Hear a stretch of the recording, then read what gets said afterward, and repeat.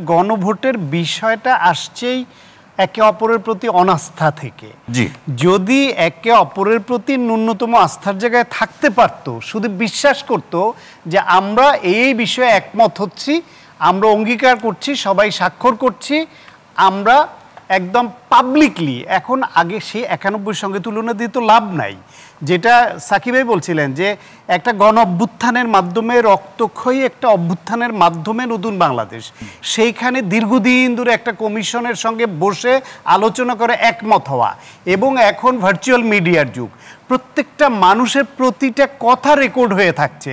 আজকে আপনি সবাই সই করে যদি এক মঞ্চে দাঁড়িয়ে এই 34টা দল 30টা দল বলে যে আমরা সই করলাম এবং অঙ্গীকার করছি যে আমরা এটা এই পদ্ধতিতে বাস্তবায়ন করব, তারপর যদি কেউ এটা না করে ক্ষমতায় এসো, তার বিরুদ্ধে বাকি প্রত্যেকে যদি এটা প্রচার চালাতে থাকে শুধু এই অঙ্গীকার ভঙ্গকারী, এই অঙ্গীকার ভঙ্গকারী, এই অঙ্গীকার খেলাপকারী, তার রাজনীতি থাকে, তার ক্ষমতা কি? আবার ক্ষমতাই তো থাকতে পারে না, আবার রাষ্ট্র চালাবে কি করে, আর অঙ্গীকার ভঙ্গ করে নতুন আইন করবে কি করে? এখন পরিবর্তিত পরিস্থিতিটা এরা ধারণ করতে পারছে না। এরা 91-তে ফিরে যায়, এরা সেই 70-এর দশকে ফিরে যায়, 71-এ 72-এ ফিরে যায়।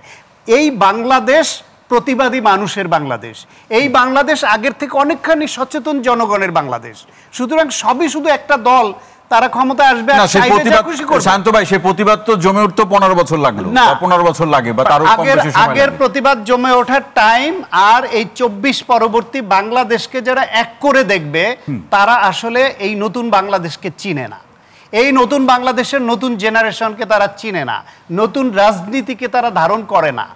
এইখানে কেউ যদি এইভাবে রাষ্ট্রীয়ভাবে অঙ্গীকার করে, প্রত্যক্ষভাবে অঙ্গীকার করে, তার খেলাপ করে, তার রাজনীতি এদেশের মানুষ গ্রহণ করবে না। না, তাহলে যারা অতীতের প্রেক্ষাপট, আবার অতীতের ভিত্তিতে আসলে বিশ্বাস অবিশ্বাসের জায়গাটা তৈরি হয়। এই কারণে বারবার বলছি শান্ত ভাই যে অতীতের প্রেক্ষাপটে যাদের বিশ্বাস করতে কষ্ট হচ্ছে, তাহলে সেই দায় কি শুধু তাদেরই?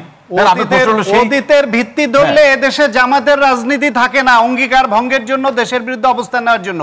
জাতীয় পার্টির রাজনীতি থাকে না স্বৈরতন্ত্র কায়েম করার জন্য। আওয়ামী লীগ তো নাই হয়ে গেছে। বিএনপির রাজনীতি অন্তত সংকুচিত হয়ে যায় অনেক অঙ্গীকার ভঙ্গের জন্য। সুতরাং সেই অতীতের অবিশ্বাসটাকে কিছুটা হইল দূরে ঠেলে, যেহেতু নতুন বাংলাদেশ চাই, সবাই কথা বলছেন, কথা দিচ্ছেন, বিশ্বাস করে একটা ট্রেনের যাত্রাটা শুরু করেন। যদি দেখেন যে ট্রেন ঠিক গতিতে, ঠিক লাইনে চলছে শুরু করবে কি, যে বিএনপি যেটি প্রস্তাব দিচ্ছে যে জাতীয় নির্বাচনের দিনে গণভোট হবে, সেটা মেনে নিন।